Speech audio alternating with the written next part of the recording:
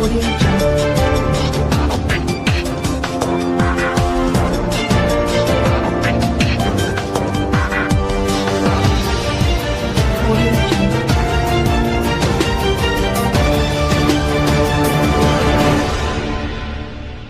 वालेकुम। आज मैं आपको बताऊंगा कि सिगरेट स्मोकिंग चाहे वो किसी भी फॉर्म में हो उसके क्या क्या नुकसान हैं।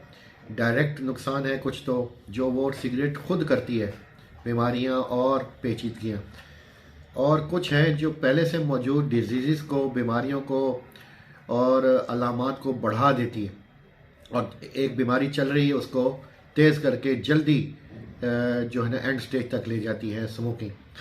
पहले तो ये बताता चलूँ स्कूल के कॉलेजेस के बच्चों के लिए, स्कूल के कॉलेजेस के टीचर्स के लिए, कि ये वो पोर्शन है जहाँ पे हमें बहुत ज़्यादा मेहनत करनी है। हम बूढ़ों को छुड़वाने की कोशिश करते रहते हैं लेकिन वो बहुत मुश्किल हो जाता है बाज़ दफ़ा, और कुछ लोग बहुत हिम्मत करते हैं और ईज़िली छोड़ भी देते हैं। लेकिन बेहतर तरीका ये है कि आप इसको होने न दें। जिस स्टेज पे बच्चे सिगरेट पीते हैं उस पे उन्हें कन्विंस किया जाए। और ये जो सिगरेट है ना, उसके धुएं के अंदर 2000 से लेकर 4000 तक ऐसी चीज़ें मौजूद हैं जो फेफड़ों को तो नुकसान करती ही करती हैं। वो खून में शामिल होकर दिल, दिमाग, आँखें, गुर्दे और मर्दाना आज़ा और जो पहले से डिजीज़ मौजूद हैं उनको बढ़ा देती हैं। जो धुएं में अवामिल शामिल हैं उसका डिस्कस पहले कहीं हो चुका है, वो बहुत डिटेल्ड है, उसको मैं अभी डिस्कस नहीं करूँगा। मैं तो सिर्फ एक आउटलाइन बता रहा हूँ कि कौन कौन सी डिजीज़ ये कर सकती है, करती है। एक तो COPD है, सांस की दायमी रुकावट, क्रॉनिक ऑब्स्ट्रक्टिव पल्मोनरी डिजीज़, जिसके बारे में हमने पिछले 2-3 महीनों में बहुत ज़्यादा अवेयरनेस दी। फिर हार्ट अटैक, MI जो है वो डायरेक्टली, क्योंकि सिगरेट का वही धुआं COPD करता है और वही सांस की नालियों में भी जा रहा है और वही दिल की नालियों में भी जमाव पैदा करता है। उसके अलावा फालिज, दिमाग की नालियाँ भी कमज़ोर करेगा। आँखों की नज़र की कमज़ोरी, क्योंकि रेटिना और ये सारी बहुत बारीक नालियाँ, इनको भी वो बंद करता है।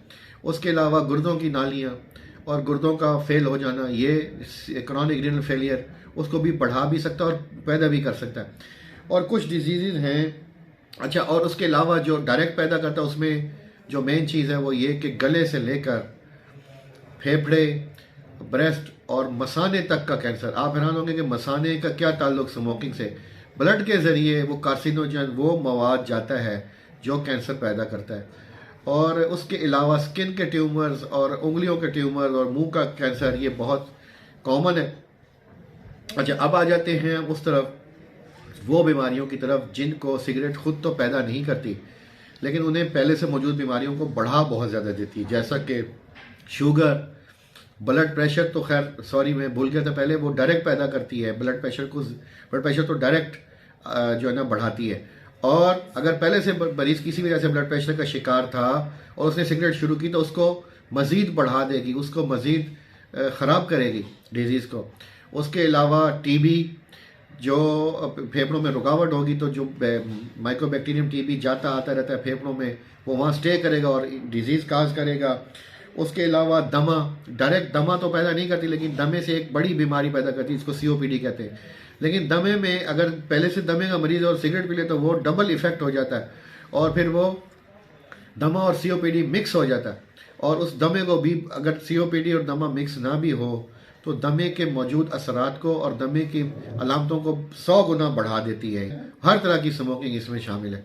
और कुछ लोग समझते हैं कि इलेक्ट्रॉनिक सिगरेट, मेरे एक डॉक्टर था, कहते सर मैंने स्मोकिंग छोड़ दी। मैं कहा अच्छा, बहुत मुबारक हो।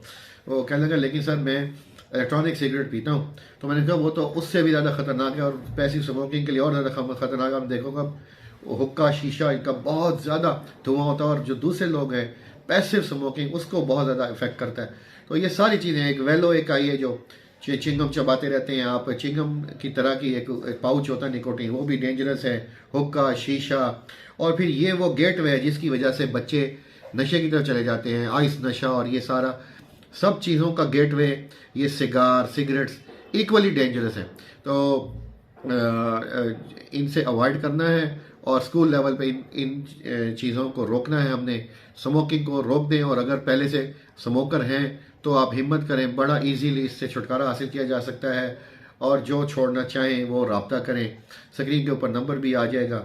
बहुत बहुत शुक्रिया, अपना बहुत ख्याल रखें। तो